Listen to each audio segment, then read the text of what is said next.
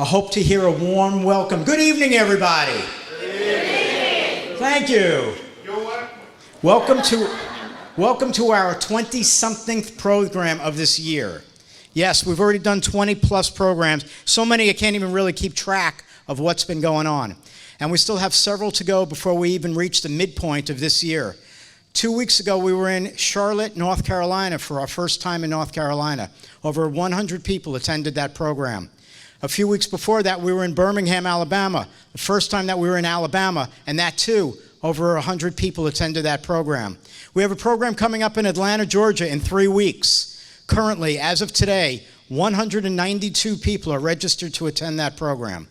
So there is a need, and while there is a need for our type of program, we are going to keep applying with the pharmaceuticals to do this and get the grants to do the programs in those areas. And that is what we do. We provide MS information, education, and resources for all affected by MS. So if you don't know, we hope that you'll visit our website and you'll learn more from what we are doing right now. Tonight's program is made possible by Genzyme, a Sanofi company. Without their grant, we would not be doing tonight's program. So I want to thank them, and I hope you all do as well. For those that don't know, Genzyme is the maker of Aubagio, and Aubagio is one of your oral medications, and I'm sure you'll hear some of it tonight as well. In addition, though, to Genzyme, we have other sponsors of the program. That includes Accorda Therapeutics. Accorda makes Ampera. Ampera is known to many as the walking pill. Then we also have Biogen IDEC. Biogen IDEC makes Avonex, Tysabri, and Tecfidera. Teva Neuroscience makes Copaxone. Allergan makes Botox, and you might hear about that tonight as well. NSCFF is here, and NSCFF is now offering their own programs in the community. You might want to know more about them, or you might already know Tamara. If you don't, please see Tamara after the program. And also, our final sponsor of tonight's program is Questcor Therapeutics. Questcor makes Acthar Gel. Okay, it's actually Questcor Pharmaceuticals. I messed up with Questcor Therapeutics. That's okay, you all understand, all right? All right, I'm not going to be speaking a lot tonight. We all are tired. It's nighttime. We want to get started on the program. Our first speaker tonight is Brian Steingo. For those that don't know Brian Steingo is right here. Brian is the medical director of the MS Center of Pompano Beach. He's very well known. He does a lot of programs, and I'm sure you all will learn a lot from what he's going to present tonight. After Dr. Steingo, Christopher Gomez is seated at the front table here, and he will be speaking about the urologic dysfunctions of multiple sclerosis. We have never used Dr. Gomez speak at our programs, but I've heard he's so great, I wanted to have him here tonight. So I hope you all welcome him as well. So without any further ado, let's get started on tonight's program. Dr. Steingo, thank you.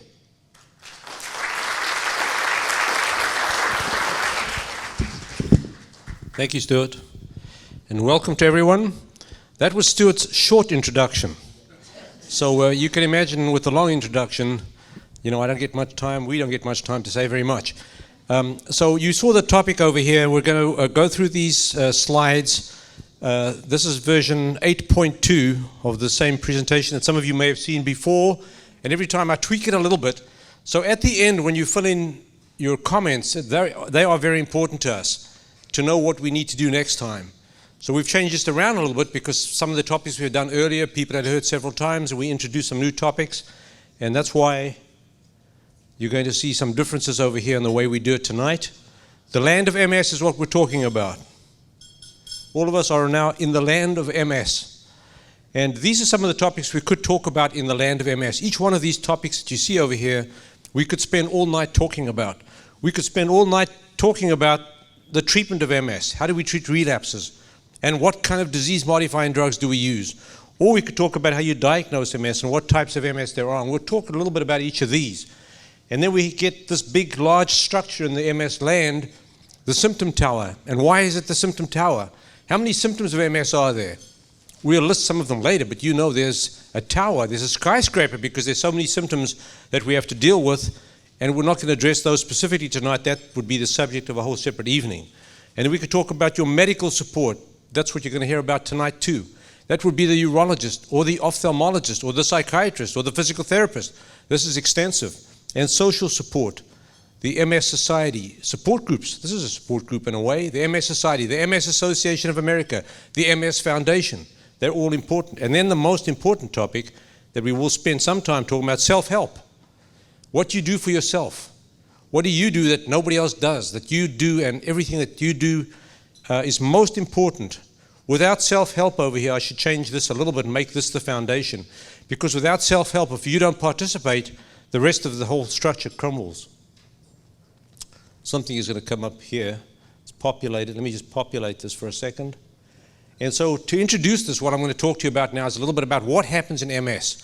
And we consider MS to be an autoimmune disease. And the target of the autoimmune disease is the central nervous system, which is the brain and the spinal cord. That is the target of the autoimmune attack. So the attack starts over here in the autoimmune system and ultimately attacks the brain and the spinal cord.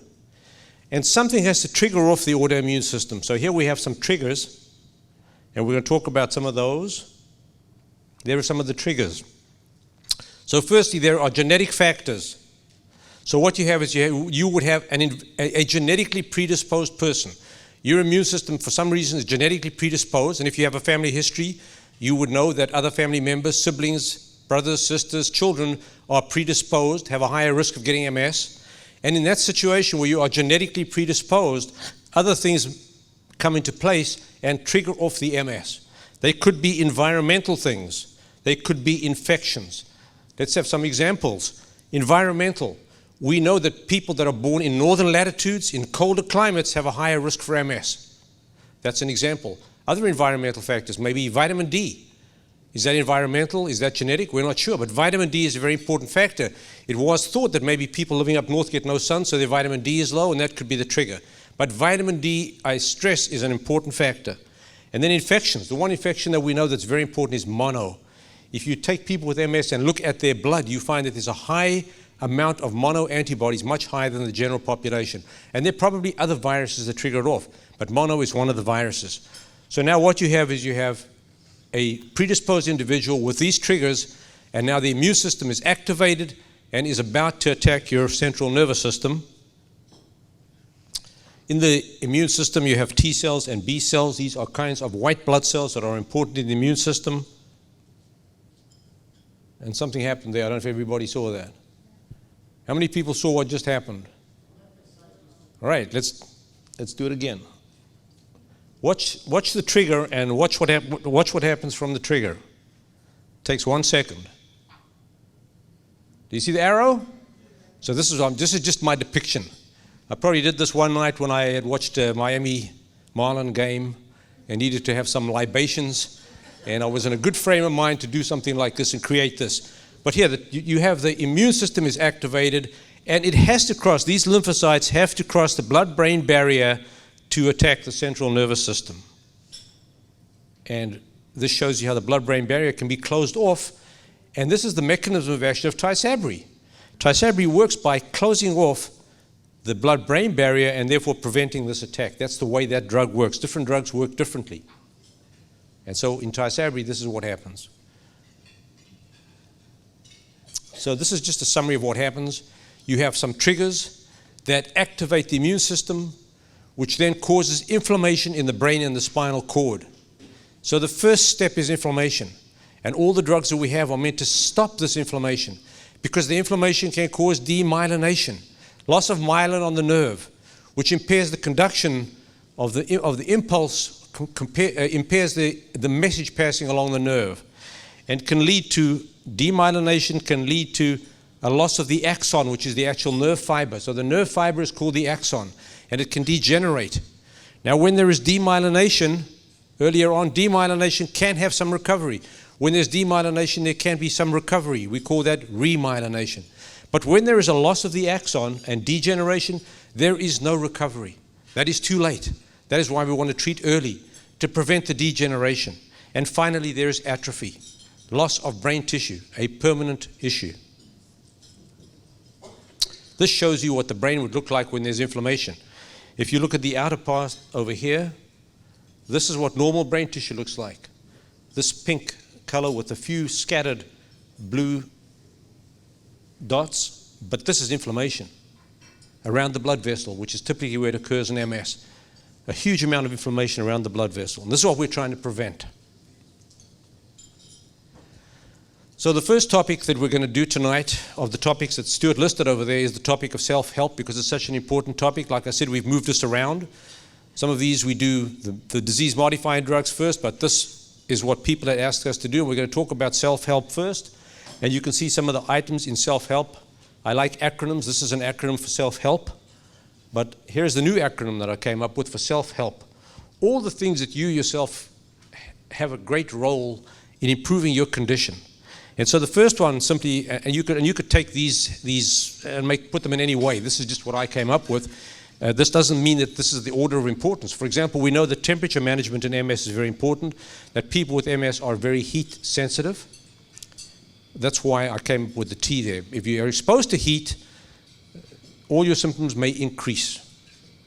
So therefore, when you go outdoors, you should have a cooling vest. Keep yourself in a cooler environment.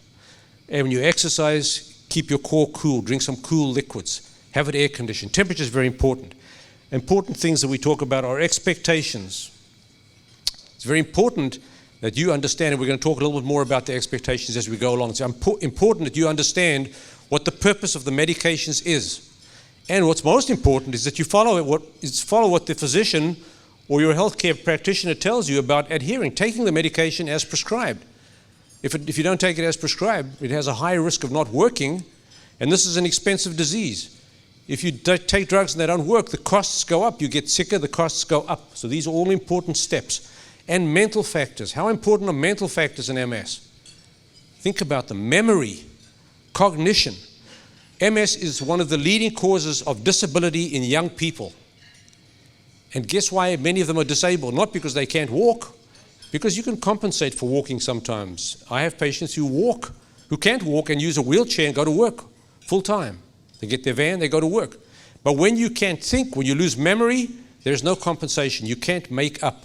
There is no wheelchair for the memory. So mental factors and mental stimulation are very important.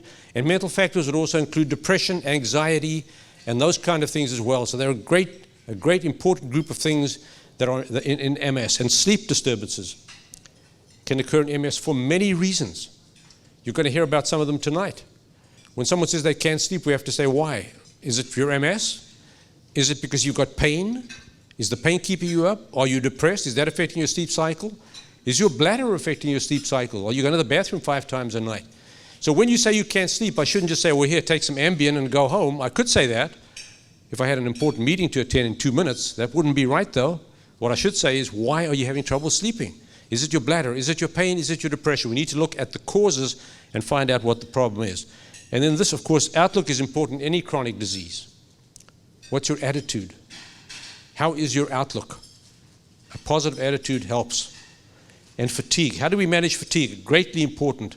A major cause of disability in MS. Fatigue management. If we have time, we'll get into some of that too. And then diet. And vitamin D is so important that I gave it a separate heading over here. But diet is very important. And there are diets out there for MS, different diets. We'll talk about some of the dietary aspects as we go along.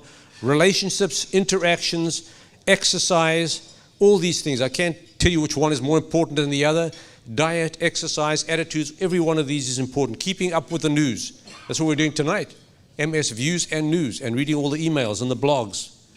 And smoking. That means no smoking, of course. You know smoke is bad for your heart. You know it's bad for your lungs. You know it can be associated with a variety of cancers. But it's clearly demonstrated that smoking also increases the risk for MS and increases the risk of progression of MS. So there's a whole bunch of things. If you just took this table home and said, these are all the things now, I'm going to go and work on all these things, I think you could help yourself considerably. So I'm going to talk to you a little bit about diet now, some dietary aspects of MS. And while I'm going to do this, I'm not going to look at what's coming on the tables, because that could distract me a little bit. I'm not going to watch that. But some things that are just some general principles about eating that you know about, such as not skipping breakfast or meals. Fat facts. What do we talk about fat? You know that the original MS diet was the Swank diet. So you've all heard, or many of you have heard of Dr. Swank. Dr. Swank is a neurologist who practiced at the Montreal Neurological Institute in the 1950s and practiced MS till he was 87 years old, died recently at the age of 99. And he said in his book, in his original publication, that people with MS should have a diet that avoids saturated fats. But you can have unsaturated fat. Myelin is a fat. Myelin is a fatty substance, so you can't be fat-free. So when we say fat facts, we're talking about avoiding saturated fats, which predominantly refers to saying you should avoid animal fats. And your fats that come in your diet should be from vegetable fats. So that's what we're saying. Your fat should be, the origin of the fat in your diet should be from vegetable fats. And more fiber, more plants. Your diet should be a plant-based diet, a vegetable-based diet. Of course, keeping up fluids and having more fiber helps a lot with constipation, which is a very common problem we have to deal with in MS. And then supplements. Vitamin D especially, and also vitamin B12, a very important vitamin to support the nervous system. Here are the plants. As we go on, you'll see I'll put some references to some of these people. If any of you want to read about where I'll get some of these references with the dietary stuff, Joel Furman is one of them. And some of you may have seen Joel Furman on PBS. Has anybody seen Joel Furman on PBS? Some of you must have. He is excellent. His stuff on PBS is excellent. His books are excellent. And he talks about all these plants over here, the colored vegetables, onions, mushrooms, berries, and beans and seeds. And he emphasizes eating of these in a balanced way and how that will improve the overall health. He talks oftentimes about diabetics and people with vascular disease and things of that nature. But all those things apply equally well to chronic diseases of the autoimmune system, such as MS. Vitamin D. What is vitamin D? Is it just a vitamin? We think it's more than that now. We think vitamin D could be an immunomodulator that actually has some direct role on the immune system. And so on each cell, if you take each microscopic cell in your body, and there are millions of cells, on the surface of each cell there's a little receptor that the vitamin D can attach to and do something, control some function in the cell. Those are called receptors. And they are widespread in the body. Look where they are. They're not only in they're all over the body. They're in bone, they're in the kidney, they're in the intestinal tract.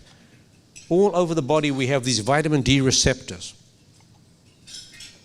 So vitamin D binds to the receptors. Now what should the level be? Somewhere here I'm depriving somebody of a question, because somebody always asks me this question every time. How much should I take? This is what you're aiming for. Your goal should be 75. So if you look at the normal range of vitamin D, they're going to tell you the lab says 30 to 100. And if your level is 40 and your PCP says, that's fine, 40 is good, it's not good. We want it to be 75 because it seems that is the level that people feel saturates the receptors. So we like a level of about 75. So whatever you're taking, and you want to know how much should you be taking, check your vitamin D level. If your level's not high enough, you need to increase your intake of vitamin D. Actual studies in the past year, some very good studies done in Europe and in the US. A study in Boston last year showed you can actually correlate the progression of MS with a vitamin D level. That the lower the level of vitamin D, the greater the progression of the MS. So we need to make sure the vitamin D level is adequate. Here's another recent study about diet. Salt. Has anybody added salt to their food tonight? Yes? You did? All right. Well, that's your last night you're ever going to do that. I hope. Okay, so now what they've done is they've studied the sodium intake of people. And they showed that people that had more sodium intake had a higher risk of having relapses and a higher risk of progression. So I quoted again some of the studies over here. As Stuart told you, all this stuff goes on YouTube. So that's great information that Stuart puts out on YouTube, because nobody has to ask me what the source. Here, all the studies are quoted. You can look them up on YouTube. But in people that had higher salt intake, for example, twice the daily limit of normal, the relapse rate was 4 times higher. So you've already learned a few things about the diet over here. That your diet should be animal fats, should be vegetable fats rather than animal fats. That you need to make sure your vitamin D intake is adequate. And that you should avoid salt in the diet. And there's more to come. I'll tell you some more about the diet as we go on. Defensive dining. So what do you do when you're dying? You need to control what you eat. We've spoken about some of that. You need to control your intake, but also control your calories. And so the most important thing to do is to share your portions. Why should you share? Or who should you share with? Who do you think you should share with? Yourself. That's what I say. The first thing to do, and when I started doing this, people thought I was crazy. My wife still thinks I'm crazy. But sharing your portion means when they bring the food to you, ask them immediately you say to them, okay, I want to take some of this home before you've even eaten any. Ask them to bring you a little box and say, I want to take some of this home. Divide your food into 2 portions. Take half of it and put it in the box and take it home. I guarantee you what's on the plate, take it and spread it out. I guarantee it's going to be enough. The portions are huge all the time. Share it in half. Take half home. You get 2 meals out of it. It's usually enough. Share with yourself.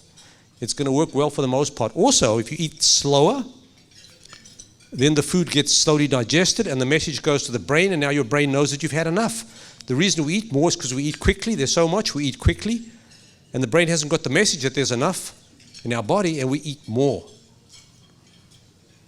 Use low-fat salad dressings. Alcohol has calories in it. Avoid sugar. You all know I'm not going to spend time on sugar, but if you went to a talk on cerebrovascular disease or stroke or anything else, they would tell you about how poisonous sugar is. Avoid sugar. This is some of the references. Again, they're going to be on YouTube. And I told you about the Swank diet. There is something called an Overall Nutritional Quality Index. There is something called a CSPI Nutrition Scorecard. These are things you could look at and say, what are the healthy things to eat? Such as all the berries and the beans and the things you read about earlier. And some of the green vegetables, kale and broccoli and sweet potatoes. You could look at this and say, I am now, and I don't expect anybody to change the diet overnight. This is a gradual evolution. It takes time for you to change from being a carnivore to being a vegetarian or a vegan. It takes time. And The Blue Zone is an excellent book that you can read, a book that was commissioned by National Geographic and the China Study. 2 excellent books that you can read and look at to support any changes in your diet that you want to make. And some of the authors I put at the bottom, some other authors of interest, Neil Barnard, Joel Furman, Dean Ornish. So all this will be available for you to look at if you want to read more. And obesity. I spoke about that. We spoke about calorie control. Is obesity a risk factor for MS? And so the answer is obesity is a risk factor for MS. So here's where you've got to look at the mirror, not so much at yourself, because we don't know what obesity means to someone who already has MS. This is not the point over here of this part of what I'm saying here. It's to look in the mirror if you have children. So anybody over here that has a child that is obese and does not start to instruct their child in good health, if that child develops MS, then are you guilty? You are 100% guilty. So I told you before that vitamin D is a risk factor. If you have children, make sure that they have enough vitamin D, that they're taking vitamin D. But what they've shown is that obesity at age 20 strongly correlates with the risk for MS, especially in girls. If you have a young daughter, teenager, and she's obese, you have to work hard to reduce that obesity. And you can see again, they looked at the BMI, and they compared the BMI at age 20, a BMI over 27 compared to BMI at around 20, the risk of MS is much greater. So now we have learned of several preventive factors. That's what we're trying to do now. Is there any way we can reduce the risk for your family, not only to improve your health by following all the self-help aspects, but also some ideas over here for how you can reduce the risk of your other siblings, family members, children, grandchildren, reduce their risks for developing MS. This is some of the food tricks they put out there. I'll just show you this one particularly, the illusion over here. As you can imagine, of course, these 2 food portions are identical, but this one almost fills the plate, and this one, the plate looks empty. You may think, oh, I'm not having very much, but you're eating the same amount. So these are illusions that restaurants and food companies play. I'll leave that one out. That basically is the end of the section on diet that I wanted to touch on.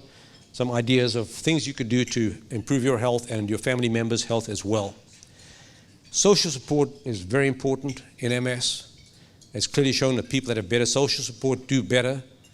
And the social support could come in many forms. Social relationships, social networks, networks whether they're direct networks or networks on the internet, chat groups, emotional support, material support, financial support, informational support. All these different things play a role in making the management of your disease easier. And each time there's an issue, you need to look and say, who's going to help me with this? Seek the help and say, which organization? Is it my physician? Is it a psychologist? Is it some organization? Is it a pharmaceutical company that could help with financial issues? Who's going to help? So support is very important. And I summarized really the first part of what I did over here as what I call the pillars of MS, the things that are very important for you to do for yourself. If you don't pay attention for the rest of this and take a little nap, then these are things you need to do, and that is to take vitamin D, to start looking at what you put into your body.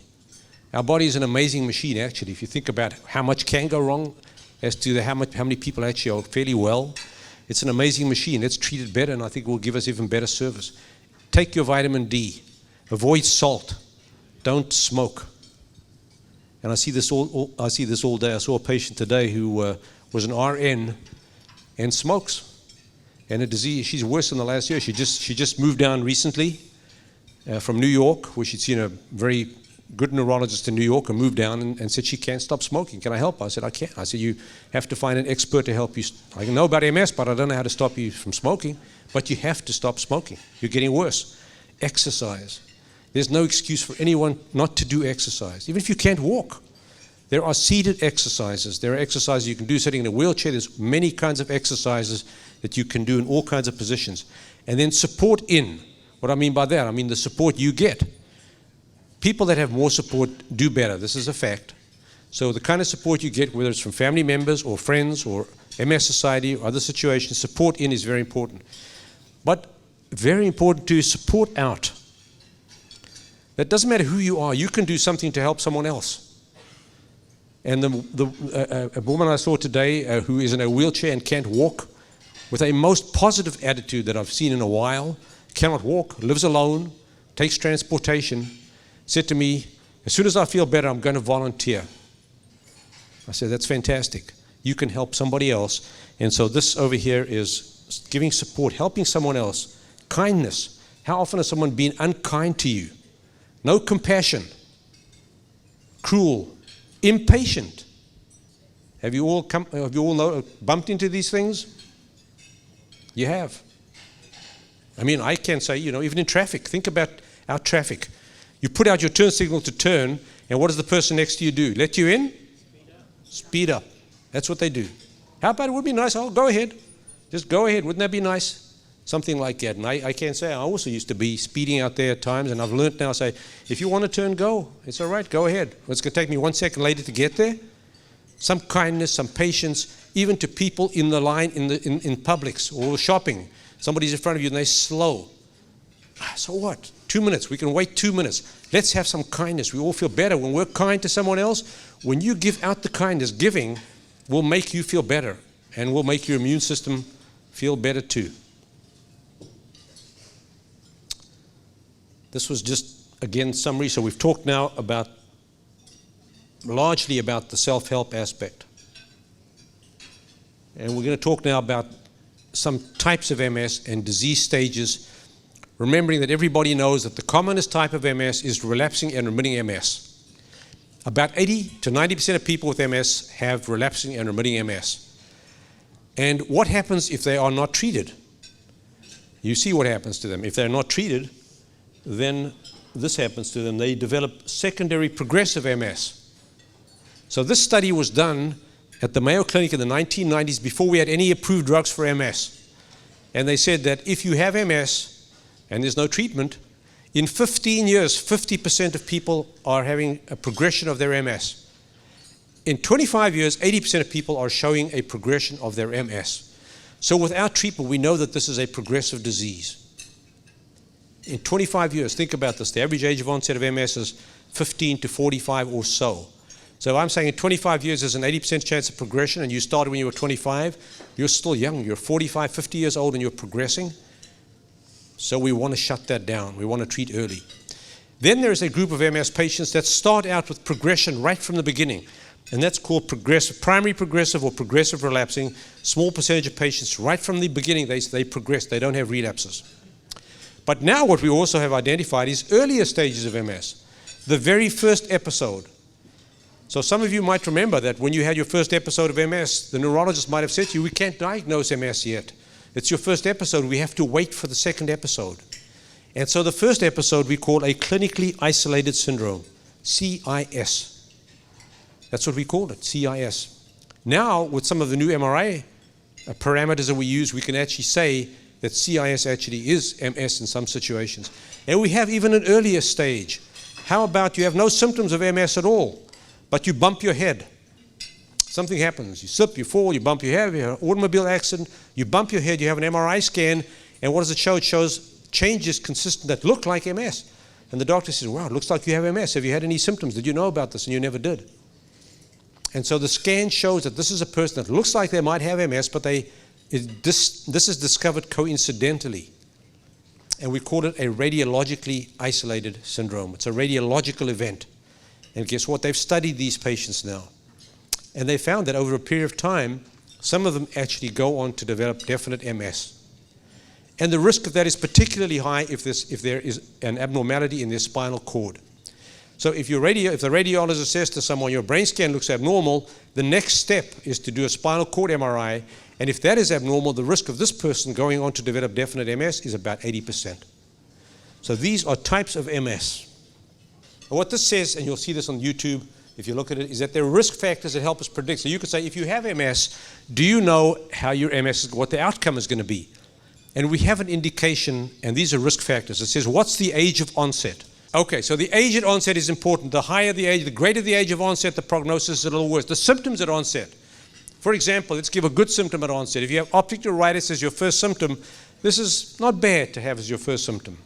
However, if your first symptom is that you can't walk and you lose control of your bladder, that is a bad symptom to have as your first symptom. And then we look at the MRI scan. In a minute, I'm going to show you more about the MRI scan. And then there's other relationships. How many attacks do you have in the first 2 years? How close are your attacks to each other? And is there a lot of residual damage from your attack? These are all the things we can look at. And if we put these all together, we have 6 different risk factors. And the more of those you have, the worse the outlook is going to be. So from the very first attack you have, we can say this looks like this MS could be a troublesome course, and we need to be aggressive in the treatment. We can't sit back and just wait.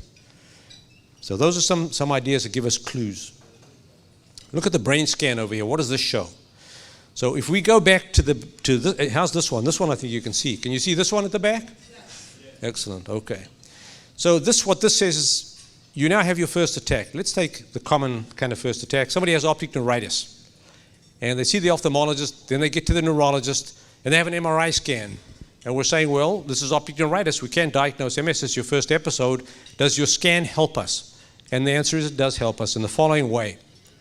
If your scan has no lesions on it, 0 lesions, you still have a risk of developing MS. It's about 10 to 20%.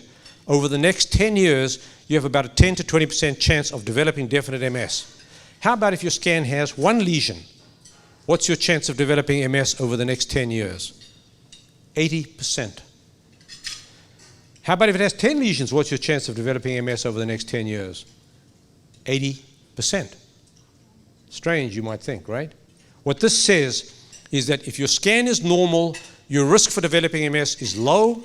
If your scan is abnormal, no matter what it shows, if there's an MS-looking lesion on your scan, whether it's 1 or 10, your risk of developing MS is 80%. So how does the number of lesions affect us? It affects us in the following way. The more lesions you have, the worse you're going to be at the end of the 10 years. And so this over here shows you a disability scale. And if somebody had only 1 or 3 lesions, their disability level was perhaps, this is the number of patients that had a certain level of disability. Whereas if you had 10 lesions, then a much higher number of patients had this level, higher levels of disability. That's what it's saying. So if you had 1 lesion at the end of 10 years, you had a certain amount of disability, but if you had 10 lesions, your disability would be much worse at the end of 10 years. So the MRI scan is in fact useful to us.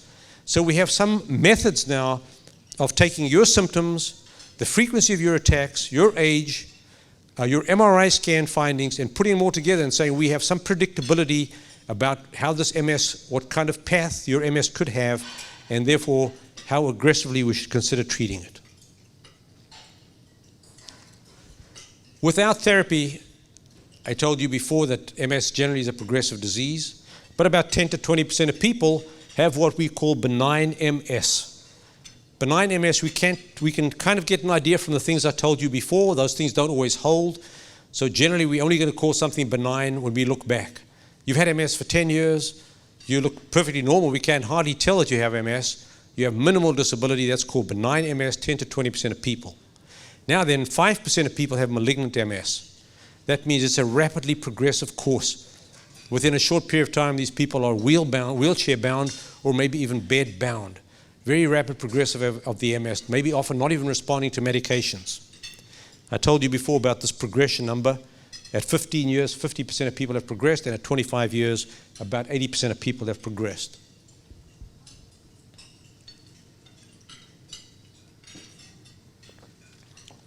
For an MS neurologist, this is a miracle slide, isn't it? So there are people, I'm sure there's some people here that have had MS for 20 years. And so, as you know, if we were having this discussion 20 years ago, we would have much less to talk about. We would not have this slide at all. So the first medication approved for MS was beta-seron in May 1993. It just turned 21 years old. Before that, we had nothing. And look what's happened to the MS landscape of MS drugs over the last 20 years. We have 11 different agents approved for MS. Why do I say 11 different agents and not drugs is because Copaxone was initially approved, as you know, 18 years ago, once a day, and now 3 times a week. So there's some overlap between some of these. But look at the choices that we have for MS. We started out with injectables. We have Tysabri as an infusion. We have 3 oral medications now. The first was Gilenya 3.5 years ago. Now we have 2 others, Obasio and Tecfidera.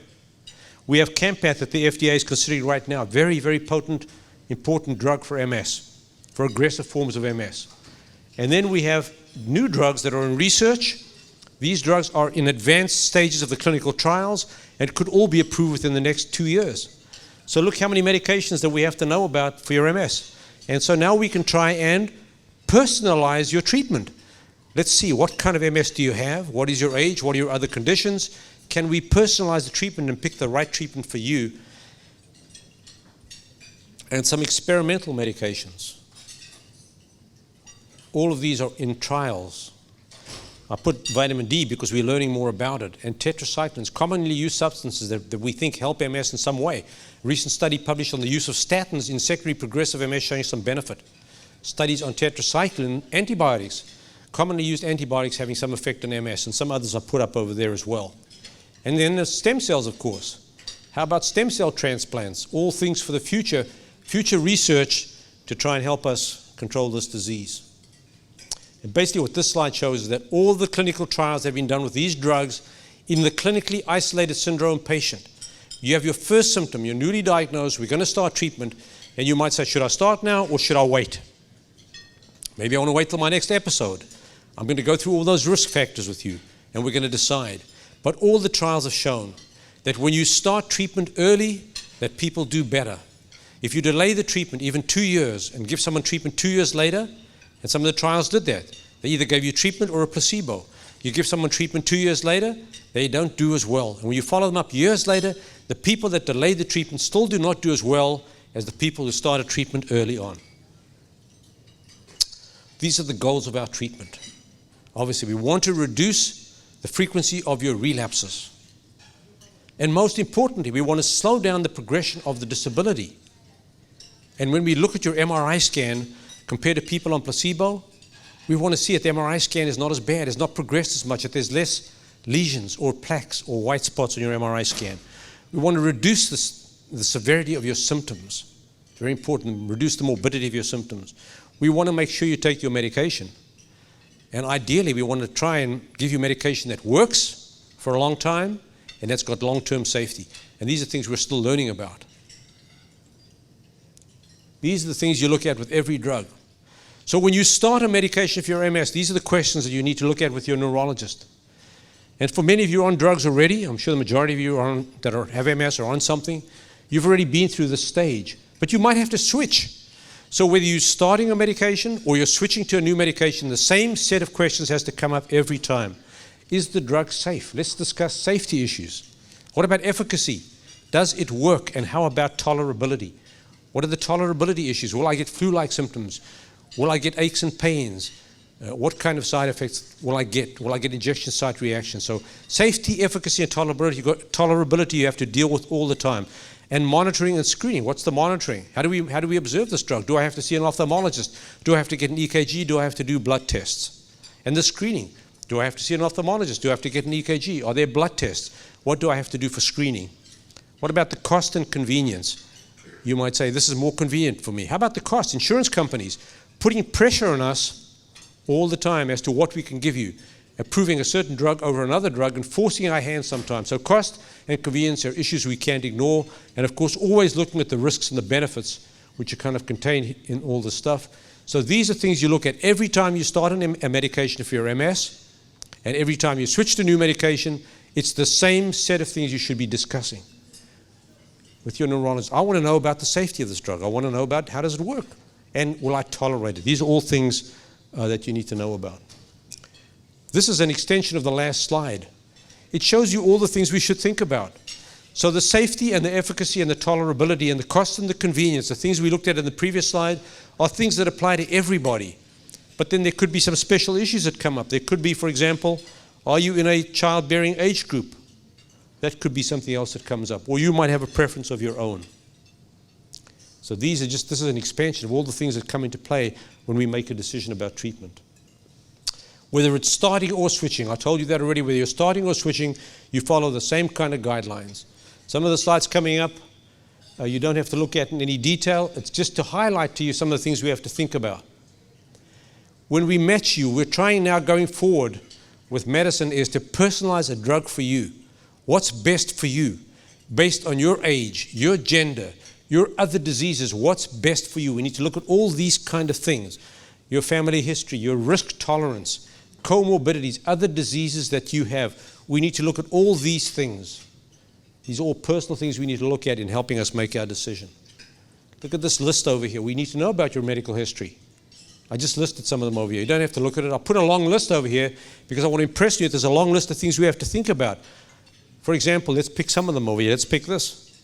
Other autoimmune diseases, including thyroid. If you have one autoimmune disease, you're at higher risk for another one. When you have MS, you're at higher risk for other autoimmune disease. It could be thyroid disease, Graves' disease, Hashimoto's disease, Crohn's disease. I'm quite sure that there's several people in here that have had thyroid disease, Hashimoto's disease. There's at least a few people in here that have Crohn's disease. These are common other autoimmune diseases associated with MS. We need to know about your other diseases. Are you diabetic? Do you have heart disease? Do you have, this limits some of our medications. Gilenya, for example, can cause something called macular edema, which is a swelling at the back of the eye. It's more common in diabetics. So we need to know about all your other diseases. Is this a new drug that messes with your immune system? Have you had cancer? Have you had other drugs that affect the immune system? Are they going to interact and cause you to have immune problems? And this is some of the monitoring we might have to do. Some with some drugs more than other drugs, checking your liver, checking your blood count, checking your thyroid. And these are things that we should routinely do in people with MS.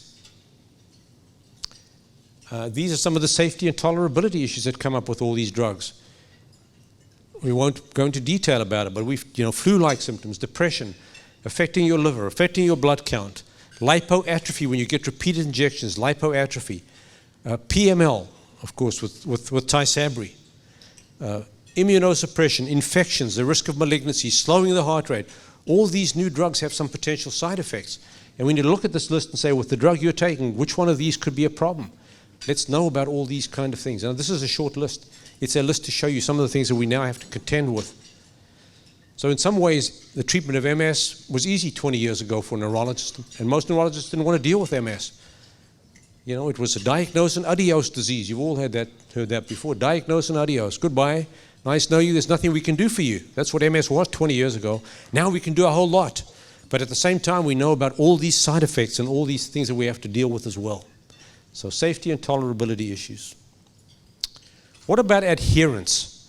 Taking your medication. So now we've got through the stage. We've been through all those steps. We've picked the right drug for you. Now the next step is up to you. Take your medication. And this is a study that was done in Canada where they showed that at 2 years, the people were only taking, this is with the injectable medications, the adherence rate at 2 years was only about 50%. So despite the fact that people were told about the importance of taking their medication, at 2 years, only 50% of people were taking their medication in this study. And other studies vary. Some say 40%, some say 70%, but there's no doubt that people fall off and drop off taking their medication. Why? Why do people with MS take their medication? This doesn't only apply to MS. This applies to diabetics who don't take their insulin as prescribed, or people with heart failure. They have done huge studies. Those are chronic diseases. Much more people have diabetes or heart failure than MS, and they've studied those chronic diseases, as with MS, and said that the drop-off rate is very high. But with people with MS, this is some of the reasons. People might not like to do needles. Now that's not an excuse anymore.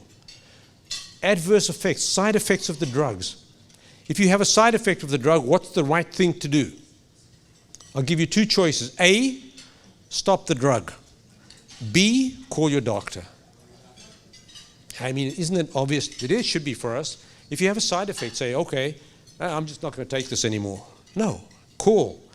Report the side. You can stop the drug and call the doctor. That's probably the best thing. If you think it's from your medication, stop the drug, call the doctor. It's very important. Perceived lack of efficacy. Remember early on, in my very early slide, I said to you about expectations. It's important that we explain to you your expectation. How's the medication going to work? I'm going to say, I'm going to put you on this disease-modifying drug. The purpose is to stop you from having relapses and slow the progression of your disease. So when someone comes back to me in 3 months and says, this drug is not working, and I say, well, it's not working in 3 months? You have a crystal ball. How do you know that? Because I don't feel better. Well, now then I haven't explained it to you well. The purpose of the disease-modifying drug is to stop the relapse and slow the progression of disability, which is a long-term thing. If you don't feel better, it's because now we go into the next building in the land of MS. Now we cross the hall and go into the symptom tower and say, what are the symptoms that we need to address? Do you have fatigue? Do you have pain? Do you have a bladder problem? Let's address the symptom now, because now we're dealing with trying to stop your disease. Let's try and improve your symptoms. And then depression is a huge factor. As you probably know, depression is common in MS, and they've studied this. And actually, is that 5 or 6? 7. Depression is more common in people with MS than other chronic diseases. So you could say, well, what about lupus or heart failure or diabetes? All people with all these chronic diseases can get depressed, and they can. And yet, despite the fact that people with diabetes have a higher risk of death than MS, and people with lupus have a much higher mortality rate than MS, depression is more common in MS than all these conditions. And sometimes with depression, people lose hope and stop taking their medication as prescribed. So it's very important for us to establish realistic expectations. And these are some of the strategies to do that, which is for us to explain to you everything and for you to have a good rapport, a good communication with your healthcare team, to have good family support, all the things we talked about before, the support all the support structure that you've set up around you. All these things will help you get through these tough times early on, starting the medications and taking your medication. Manifestations. This, as we said before, is a whole separate topic. And this is some of the symptoms of MS we listed. That's why the symptom tower is a tower. So each one of these symptoms needs to be addressed. So in our office, what we do is that when people come in, and I do see some familiar faces, to our office, every time we give them a sheet to fill in, like this, to fill in. And it says the following. It says on top, symptoms. And we have a list of symptoms, every symptom you can think about. Fatigue, numbness, weakness, bowel problems, bladder problems, visual symptoms, memory problems. And you can check them off. Tell me about your symptoms. And most importantly, tell me about your new symptoms. Why are you here today? And if you say, I'm here, it's my annual checkup, I'm fine, that's great. Or you might say, I have some recent onset of numbness, and all the symptoms I listed below are stable. So the first thing you'll need to list is all your symptoms. The minute I look at that, within 10 seconds, I know I already am now directing what our conversation is going to be. And it makes it very valuable, instead of wasting time going out in the forest and looking for things to talk about. So the symptoms are very important. The second thing that's important for you to list are your medications. That means all your medications, everything you're taking for every other disease, and all your supplements. I want to know if you're taking vitamin D. Are you taking enough? Every supplement you're taking, I want to know about it. And all your medications. And one of the common things that people write for their medications is SAME. S-A-M-E. What do you think that means? Yeah, you're right. I don't know either. Because guess what? Almost every time when I go over it, there's something different. So what SAME means is there's only 1 or 2 differences. That's what SAME usually means. It's rare that they're identical if you haven't seen someone for a long period of time. Now, if you were there 2 weeks ago, yeah, that's fine. But if you're there for 6 months, so fill in your medication list and your supplement list. This is very important information. And thirdly, write down your questions. Question time. I'm having sleep problem. I'm having fatigue. My fatigue is severe lately. I'm having financial issues with my medication. Now, when I look at this, in 10 seconds, I know where we're going. We have a very valuable visit. Valuable for you, valuable for me. We know where we're going. Because the most frustrating thing for any physician is to be standing at the door after you spent 40 minutes with someone, and MS patients, yes, take a long time, much longer than anybody else because they don't have one problem, and you're standing at the door after 30 or 40 minutes and someone says, oh, I forgot to ask you about my bladder. I'm having trouble controlling my bladder. Well, yeah, okay. We have 17 seconds to go, and we'll talk about your bladder. Not exactly. So what happens with MS? How many drugs can we use? That's why I put this, just to impress us on you. How many symptoms could you have? Look at the medications you could be taking. A whole bunch of medications. That's called polypharmacy. Many medications. And we need to know about, could they interact? And guess what? You might not only be seeing a neurologist, you could be seeing a urologist, and you could have diabetes, and you could have a whole bunch of other conditions, and you could be on many medications, and we constantly need to be attentive to could there be interactions. Because if you have a new symptom, if you come to me and say, I am dizzy, the first thing I'm going to say to you is, let's look at what you started. You just started this new medication to control your incontinence, and guess what the side effect is? Dizziness. So I don't think it's your MS, it's your new medication. So we need to know everything about you. That's why you write your medications down. We need to know about everything you're taking because they all interact with each other. Polypharmacy. And that's because you could have a bunch of chronic diseases. We don't have to look at that. Fatigue. I think we're down to about 3 minutes. But let's talk about fatigue. Very important in MS to talk about fatigue. And I'm going to make a general principle with you about fatigue, is that there are two kinds of fatigue in MS. There is the fatigue of MS itself. You have MS and you're fatigued. Nobody else can understand that. You wake up in the morning, you get up, you had a good night's rest, and you're exhausted. Why? We don't understand. Primary fatigue of MS. Very important. But you could, and there is a fatigue severity scale, which we have when I see a new patient, and sometimes we follow up, and you can just look at it. It's got 7 points. We can give you an actual scale of your fatigue. That is something, I put these things up so you see them, and they're going to be on YouTube if you want the information. Sometimes people say to me, where do I get that? Can you give me a copy of it? I don't have to do that anymore because Stuart has put it on YouTube. And when you go to YouTube, the first 7 minutes is Stuart speaking, so you don't have to listen to that. You skip that, and then you go into the important medical information. And so that's primary MS fatigue. But when you see me and you say you're fatigued, and Stuart's going to cut me off any minute now for saying that. But Stuart, we are indebted to you for doing this. We thank you very much because this is a fantastic service that he does, isn't it? And he does them here, and he does them in Orlando, and he does it in Birmingham, and he does it all over the place. And what we can say at these talks is general discussion of MS. If you go to a talk presented by a pharmaceutical company, you are restricted. We can talk predominantly about that medication. But here we can talk about MS in general, give you much more information. And yes, there are other organizations that do these things. How many have you been to in the past year from the MS Society? How many have you been to in the past year from the MS Association? And they do wonderful work, but there's not a lot. So this is great what we're doing over here. And so MS, back to fatigue. We need to see secondary fatigue. It's the same principle as I spoke to you about sleep earlier. If you have fatigue and I say to you, okay, here, take Nuvigil or Provigil or Mantidine or Ritalin for your fatigue, that's not good. That will mean I'm, in a hurry, right? I need to find out why you're fatigued. Why are you fatigued? Are you not sleeping at night? Are you depressed? Is there some medication, some new antidepressant that's making you fatigued? Is your fatigue due to something else? So we need to look at other causes over here of fatigue. Before we just simply give you a stimulant, we need to know if there's anything else that could be causing your fatigue. I think that's some of the medications. I told you that sleep is very important for MS. In fact, a recent study showed that sleep problems are common in MS, and there is a questionnaire that can be done to ask you about sleep problems. Sleep apnea, they have shown, is actually common in MS. It's more common in males. And there are things that help us determine that. Snoring, waking up, snoring, loud gasping, neck size, these are all important factors. Hypertension, these are some of the factors that you can look at, all important, predicting whether you could have sleep apnea, which should be treated. Exercise, I'll just stress, as you know, that exercise is very important. That means physical and mental exercise. So keeping your brain active is also very important. this is some of the exercises that you should do: balance exercise, endurance exercise, stretching when you have stiffness, spasticity, common problems, and strengthening exercise. All these things are important. And these are all things to see, ideally, a physical therapist who understands MS, to understand that people with MS get fatigued. You don't push them hard. You understand that they have to work at a certain pace. And, well, I guess I'm done. Thank you.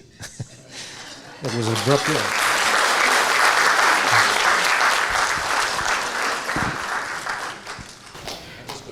Now for Q&A.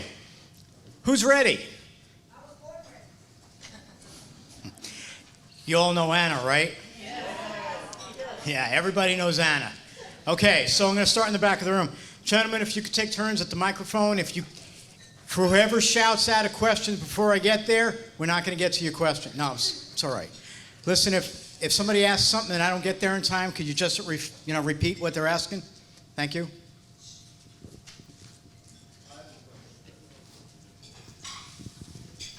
My question is about the swollen neck. You mentioned something about a doctor, and I don't know where it came from, but I know that it was mentioned in your presentation. Yeah, so what I talked about was not swollen neck as much as just a large neck.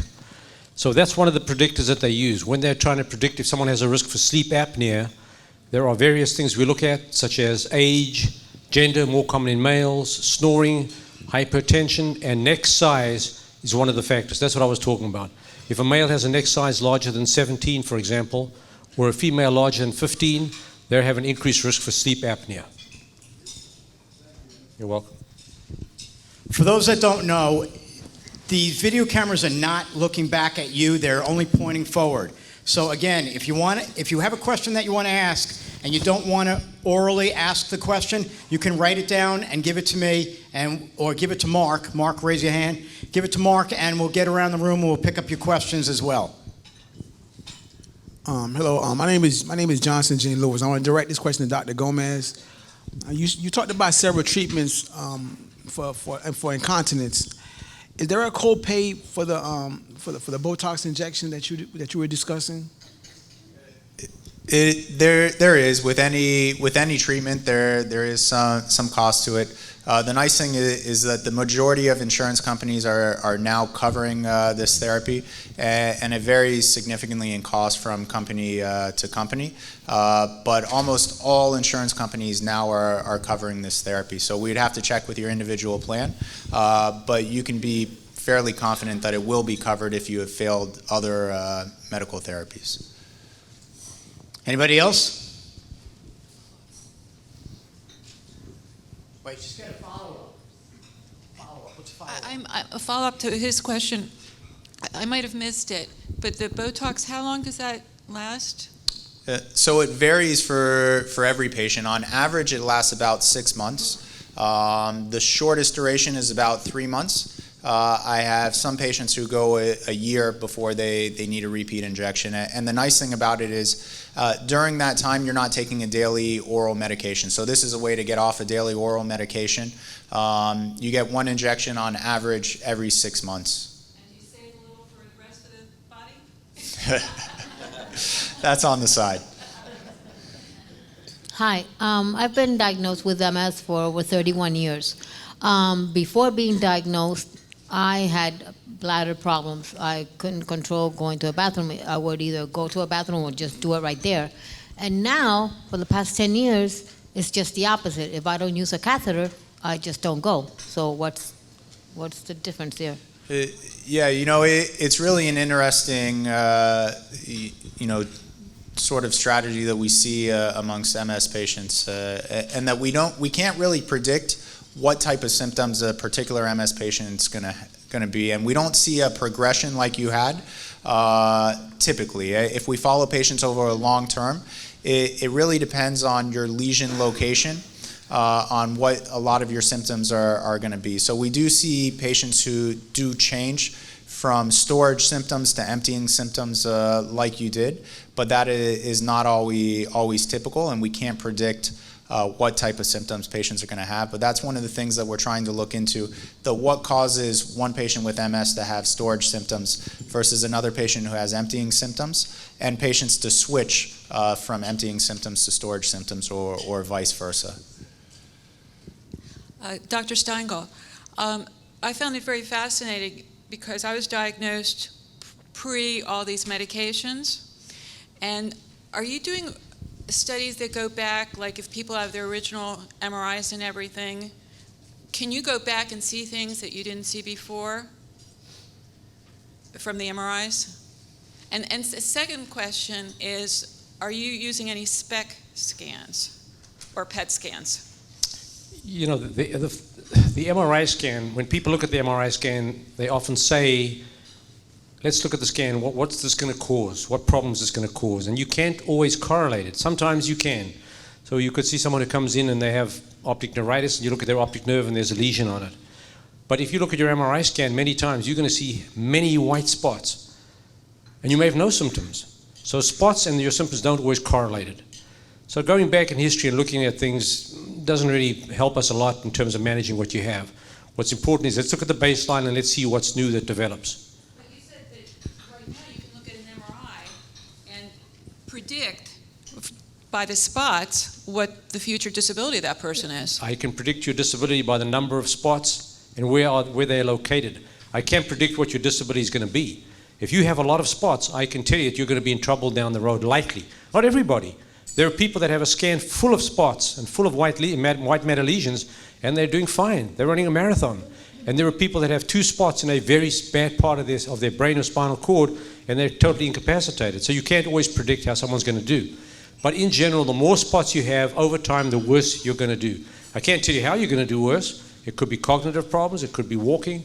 Just in general, the more spots there are, the worse you're going to do. That's what we can predict. And the SPECT scan does not help us in MS. okay, The SPECT scan, what the SPECT scan will help us with is that some people with MS, when they have a very, very big lesion that looks like a tumor, it could be massive. It looks like they have a brain tumor. In that situation, if we do a SPECT scan, the scan might help us decide whether this truly is just an MS inflamed area or whether it potentially could even be a tumor. That's where a SPECT scan helps us. It doesn't help us diagnose MS. It helps us rule out other things. okay, and also when I guess most people are getting glandolin when they have the MRI. What about if you've had MRIs and glandolin each time and there's been no active bright light or lesion ever, and you still have the MS symptoms? Gadolinium is only for one purpose. So the question is about the gadolinium, which is the dye or the contrast that we use when we do an MRI scan.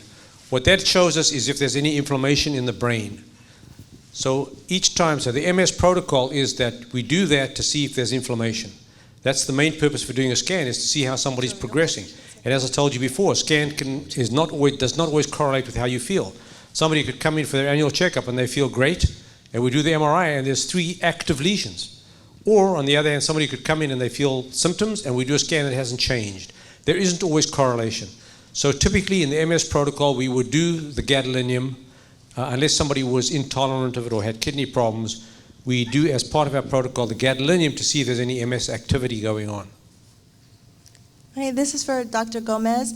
You said that if you get a lot of UTIs, that it pertains to maybe you're not emptying the bladder fully, and I get a lot. So what do you suggest that I come in and find out if that's the cause, that I'm retaining some, and then what would the next step be if I do? Because I'm constantly calling my GYN to say, hey, I have a UTI, constantly getting medication for the UTI.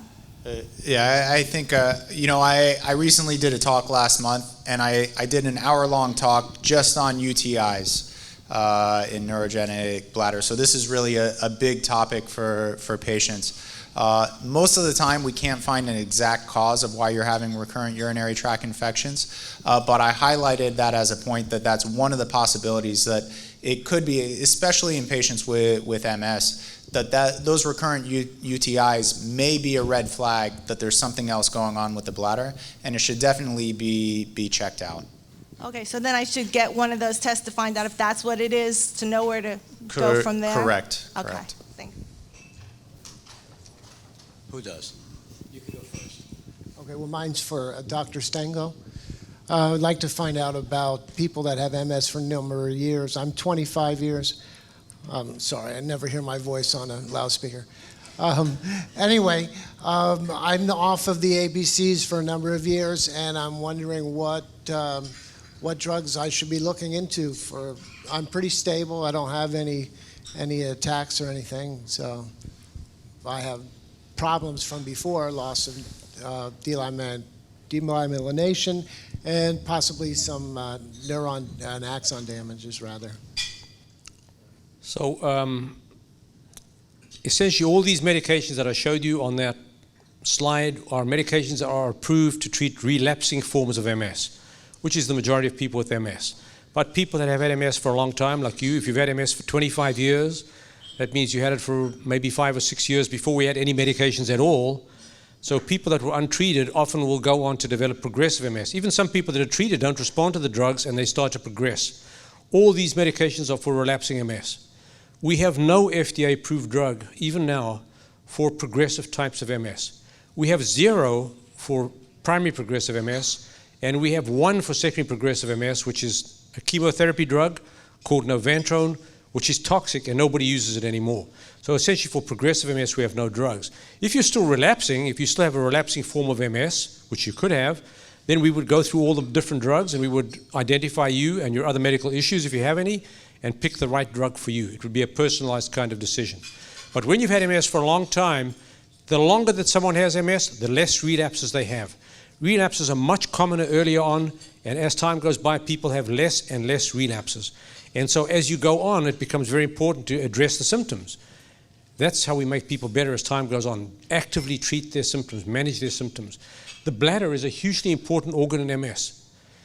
MS patients, the biggest cause of MS patients declining, especially progressive MS, or dying from MS is infections. People don't often die from MS as such. They die from infections. They get bedridden, they get a urinary tract infection, it gets untreated. If I get a call on Friday night at 6:15, which by the way is a common time for me to get a call, people wait till 6:15, you know that. Let's see, it's 5 o'clock, let's wait till 6. So you call at 6:15 and say, I'm so weak I can't get out of bed. Do you have a fever? Maybe a little bit, maybe nothing. And they have secondary progressive MS. What's the first thing I say? Go to the ER and check your urine.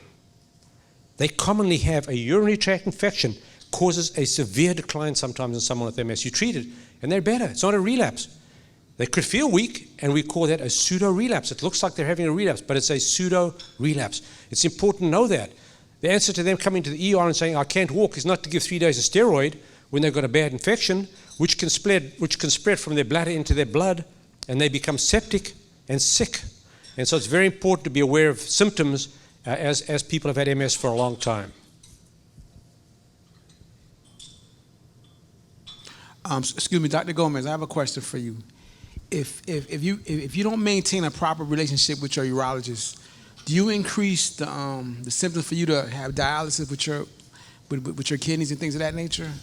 You know, it's pretty rare for MS patients to progress to end-stage renal disease and dialysis compared to other neurologic diseases, but it definitely is a possibility. So if you're retaining large volumes of urine, the pressures inside the bladder are increasing and you're not adequately performing the necessary catheterization, it's definitely a risk factor for you to progress to renal disease. And you know, I maintain that I think the urologist is one of the most important physicians that you're going to have amongst MS, really not only for the quality of life issues, but for the urinary tract infections and this potential for renal disease in the future for you. Dr. Steingo, about 2 weeks ago, I got a numbness on the side of my face, to the chin, up to my cheek. Had an MRI done, no lesions, no stroke or anything like that. Is there a pseudo type of problem that could be coming from the MS that could be causing the numbness? It's kind of like I have a shot of Novocaine in my tooth, my molar, and it's just shooting up and down my side of my face. It's kind of the same answer I'm going to give you to the earlier answer, that the scan doesn't always correlate with your symptoms. So you could have a new symptom like that. If you get numbness in your face, it sounds like it could be an MS symptom, and the MRI scan might not show it. It could be a very small spot that we're not seeing. We don't see everything in the MRI scan. For example, the gray matter of the brain, which is affected by MS, you heard me talk all night about white matter. And everybody here knows about demyelination, and myelin is in the white matter. And MS has always been said to be a white matter disease. But we know that the gray matter is significantly involved in MS. But the MRI scan capabilities for gray matter are very poor for the MRI scans. In the future, and in research, MRI scans are much better at showing things in the gray matter. So if you have something happening in your gray matter that could cause you to have this numb spot on your face, we might not see it. Doesn't always correlate. But it's likely to be a symptom from your MS. I mean, just localized facial numbness, of course, people with MS can have other things, especially as they age. If you have older patients with MS, they have a higher risk for having vascular problems as well. In fact, it's been shown that in people with MS, there is a higher incidence of strokes as compared to the general population.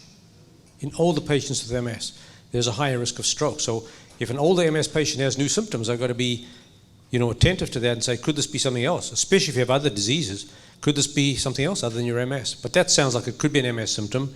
And if it's just a nuisance and it doesn't bother you, I wouldn't treat it with steroid, I would just watch it. I have two questions, Dr. Steingo. One of them is, I've had MS I've recognized for 10 years and 15 prior, so it's an approximate of 25 years. I wanted to know if vertigo pertains to heat, when your body's extremely hot and you feel dizzy, because there's only certain times that I realize that I'm very hot, and shortly after that, I get a vertigo. And my second question would be for Dr. Gomez is spray. Like when you sit and you're going to pee, instead of it just being a normal flow, then it's more like a spraying. What is that? I mean, it's not normal. It's happened like in the past 3 years, and I've noticed it progresses. It's been progressing. And then you get up and it's almost like you need to go in and get a whole shower. So I'd like to know more or less. Should we do the heat or the spray? You can start with the heat. I'm sorry, you said it. I didn't say it. I don't take credit for it. So let's do the heat quickly. People with MS are known to be heat sensitive. The most classic example is optic neuritis. When people have had optic neuritis and then suddenly they get exposed to the heat, they go outdoors and it's too hot, and they suddenly get blurry vision. But they go back in and cool off, their blurry vision goes away. It actually has a name. Anybody here who has a name will give you a raffle prize without winning the raffle. Does anybody know the name of that condition? No, not you. No, you're not counting. Anybody who stands up, I'm going to say not you, because I don't have a raffle. Stuart has the raffles. But it's cool. This has a name. So any symptom you have, if vertigo is your weak spot and you get heated up, you could get vertigo. You could get facial numbness. Anything, when you have an MS symptom, it's like a weak spot, and when you're exposed to heat, that could happen. For some of you who might not know, there used to be a test, many of you have probably not heard of this, it was called the hot tub test. Do you know about that test? The hot tub test was before we had MRI scans. So when I was a resident, when Dr. Gomez was in kindergarten and I was a resident, there was a test that was called the hot tub test. We had no MRI scans. How do you diagnose MS? So what you do is this, you take somebody down to the physical therapy department and you put them in the hot tub. And guess what happens? All kinds of things happen. The eyes look in all directions, their hands, they get weak. So the heat increased their symptoms. So we know people with MS are very heat sensitive. And in your situation, if the vertigo is the weakness, that's the symptom that it's producing. For the second question, I don't think your symptoms are related to MS. It's a common complaint that a lot of women have. And if you can think of a garden hose, if water's coming out of a garden hose and you put your thumb over part of the hose, it changes sort of the diameter of the spray that's coming out. And we know that with age, some of the estrogen levels decrease within the urethra and the vagina, which changes the tissues within there, which is often what we think a culprit for this symptom. So I don't think it's related to the MS that you have. I'm a spring chicken. I'm not old yet, but I mean, does that have to do with age? It's possible. It's difficult without actually examining you, but I'm pretty confident that it is not related to MS. Okay, over here. This is for Dr. Gomez. At what time should you, or when is it right to go to a urologist and not just go to your primary care gynecologist, or like if your neurologist thinks, oh, that's just because you're a certain age or what have you, and then you go to your gynecologist and he says something opposite. If it continues, I mean, do I ignore them and go straight to a urologist, or like? I think if you're ever having a bothersome symptom, why not get it taken care of? I mean, there's really no reason not to get it taken care of, no matter what anybody says to you. I think if you're having a bothersome symptom, then it should be addressed. If it bothers you, take care of it. First off, for everybody here, excellent program. Absolutely excellent program. My hat's off to you all. This question is for Dr. Steingo. You mentioned other autoimmune diseases that can be associated with MS or could come after MS or could cause MS, and immunosuppressants. Assuming any additional pharmaceuticals that could be given to somebody that has MS that's already on an immunosuppressant that's not recognized for treatment for MS, but yet seems to have controlled the symptoms. That's something best discussed with your neurologist. Yeah, I mean, that would be something discussed with your team of doctors, because if you're taking immunosuppressants for other conditions, you'd want all the doctors to be, on the same page and working together. This is very important because immunosuppressants do a number of things. There are some drugs, for example, used for rheumatoid arthritis that aggravate MS. They make the MS worse. So that is something that's important. Secondly, there is a drug for rheumatoid arthritis called leflunomide, which is a very important drug for rheumatoid arthritis. It's Arava. And one of the derivatives of that drug is Obagio. So one of the drugs we now use from MS is derived from a rheumatoid arthritis drug. Yet another drug you could use for MS for rheumatoid arthritis makes MS worse. So we need to know about these drugs. Okay, a follow-up. Would Humira be one that would make it worse? No. No? Okay. We're going to wait for the mic. I have a question before I continue going around the room. From yesteryear, when research just began for multiple sclerosis and it was forgotten about or whatever, and life went forward and we found drugs all of a sudden under new research, is anybody going back to the original research to see if they now know something that they didn't know then? Do you understand what I'm saying? No, I don't quite understand. Maybe can somebody explain to me, please? Say it again. Once upon a time, yes, there was a chicken. Yes. And the chicken laid an egg, and nobody knew what was in that egg. The research began. Yes. Okay? So they started doing research and coming up with nothing at that time. Yes. Now that they know so much that they do know in research, is anybody going back to when the chicken first laid the egg to find out if they now know something that they didn't know back then? So now you imagine that he knows about the chicken. So now you can drive an automobile that's got power windows and power steering and automatic transmission. Is there any purpose for us to go back and look at the Model T and say, is it going to help us now? It's the same thing. I mean, research evolves. So the old research is not something, it's research. You're saying, are there things that we forgot or put aside? Maybe that way you could say it. Other than that, research evolves. Something happens, then you move on to the next step. I think it's an evolution. It's step by step by step that you're learning things. I guess there are some things that you could say that there was a theory. Maybe you could refer, for example, to a theory that somebody may have had 30 years ago. For example, 30 years ago, 50 years ago, some people had a theory that MS was a vascular disease. So you could say, could we go back and look at that and see, is it vascular? And so more recently, in recent years, there was this scam with CCSVI, where people said that MS was due to a blockage of the jugular vein, and thousands of people had the procedure, and thousands of people made a lot of money from it, and at the end of the day, the research showed it wasn't really true. So in that regard, I don't know. Only if something new came up, I would say most of that's been covered, Stuart. Thank you. Hello. Can everybody hear me? Hello.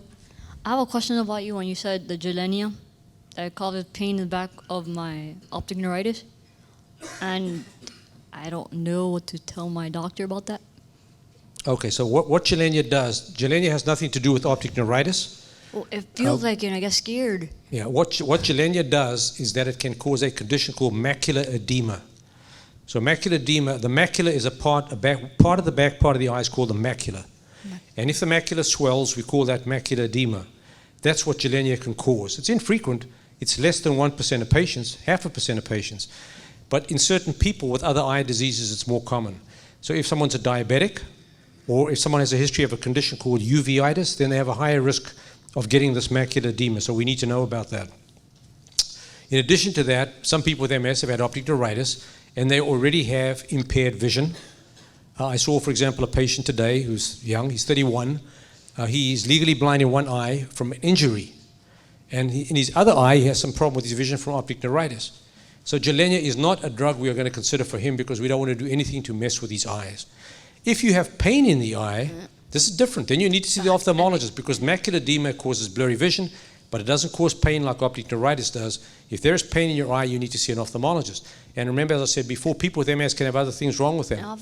You can have pain in the eye from other diseases, I like get glaucoma. migraines also. Yes. Like right now. You can have migraine, cause a headache or pain behind the eye. Yes, other things can be considered too. No. You have another question? Okay. Anybody else on this side of the room? No. All right, we go to the other side. 2 more questions, okay? Dr. Steingo, I recently started seeing a new neurologist and asked him if Ampera might help me with my walking problem. And he said, yeah, let's give it a try. I received the medication, read through the information, saw the possibility of seizures and other type of serious allergic reactions that may require medical emergency. I then saw him a second time and brought these to his attention, and he basically said, well, do you have a history of seizures? I said, no. He goes, you should have no problem with it. So I'm trying to figure out whether my fears are unfounded, and I live by myself, so I don't have the ability of someone to help me if I do have these allergic reactions. So are there other questions that I might be able to pose to this neurologist, or is it something that's unfounded? Do you have a history with Ampera and your patients that use this medication? Yeah, I mean, what you're saying is correct. When you have any medication, and Ampera is the prime example of this, you can look at with your physician or your neurologist 2 types of side effects. The first kind of side effect you look at, let's take Ampera as an example, and it's relevant right now, is that Ampera has what we call common side effects. And one of the commonest side effects of Ampera is urinary tract infections. For some reason, in the clinical trial with Ampera, 12% of patients got urinary tract infections compared to 8% of the placebo patients.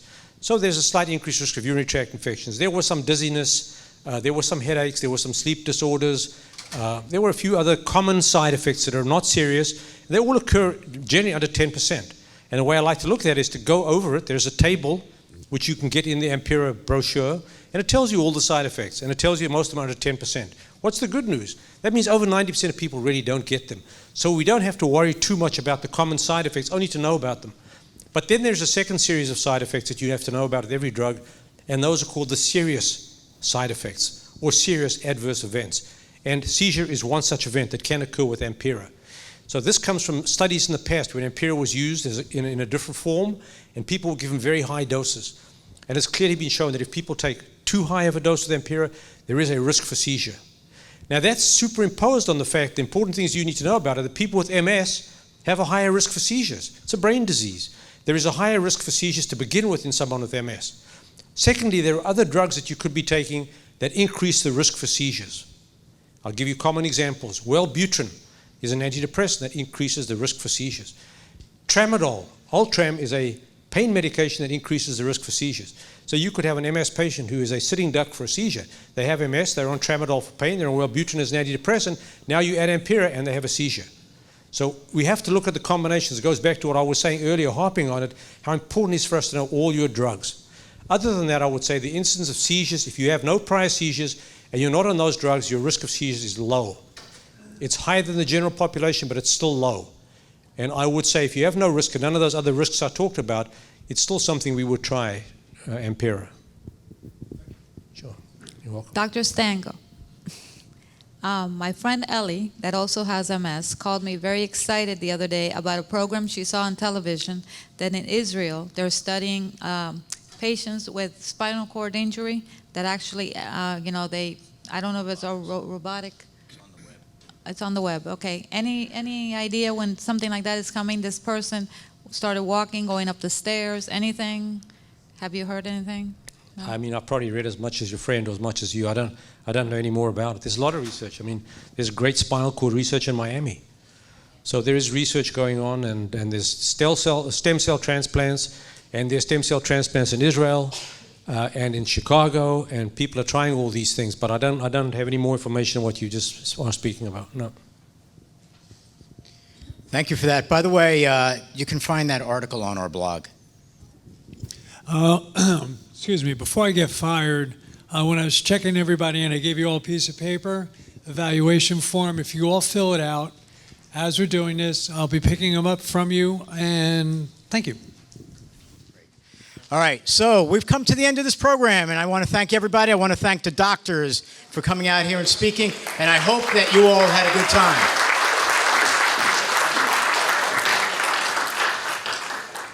By the way,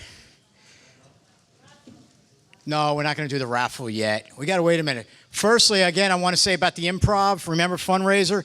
I have tickets here. If anybody wants to come up and get them after the program, we'd love to see you at that event. Come and laugh with us, okay? Remember, laughter is the best medicine. And again, I want to personally thank Genzyme, a Sanofi company, for providing us again with this grant to do tonight's program, because again, we cannot do these programs without the support of the pharmaceutical industry. They provide and help us to provide all the programs that we are providing, whether in Florida or now outside in the Southeast United States as well. So I'd like to thank them. Thank you. All right.